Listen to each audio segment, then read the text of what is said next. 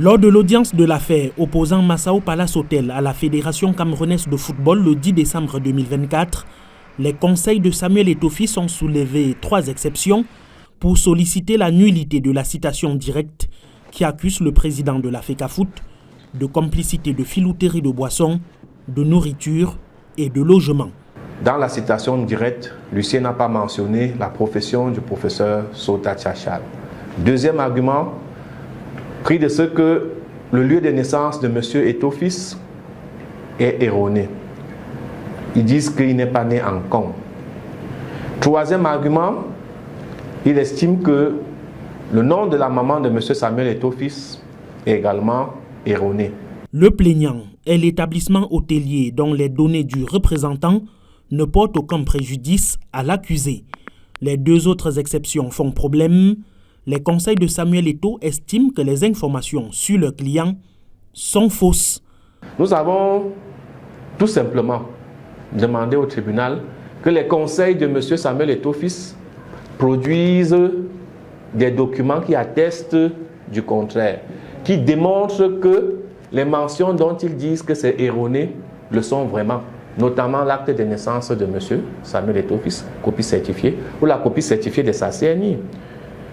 Ils n'ont pas cru devoir satisfaire à ce petit exercice. Quelques curiosités tout de même.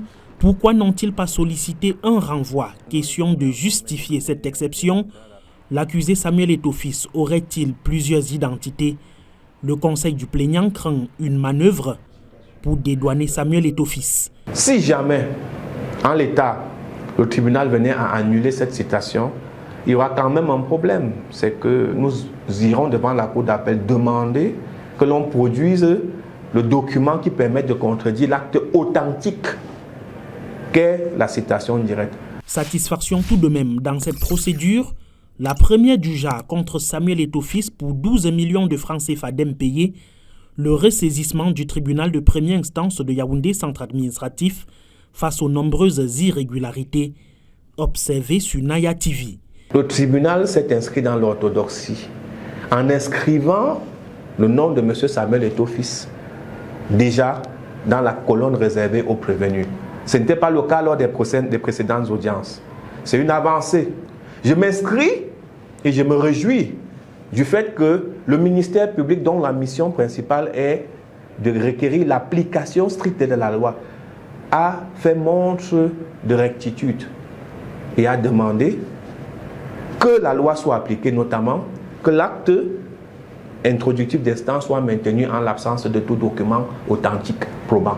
Cette posture honore le ministère public. La balle est laissée au juge à présent et nous savons qu'il est sage. Prochaine audience, le 14 janvier 2025. La décision d'avant-dit droit est très attendue comme preuve de l'impartialité ou non du tribunal dans une affaire qui pourrait mettre sur la table la réelle identité du président de la FECAFOOT, Samuel Eto'o-Fils. Aurait-il plusieurs actes de naissance ou plusieurs cartes d'identité?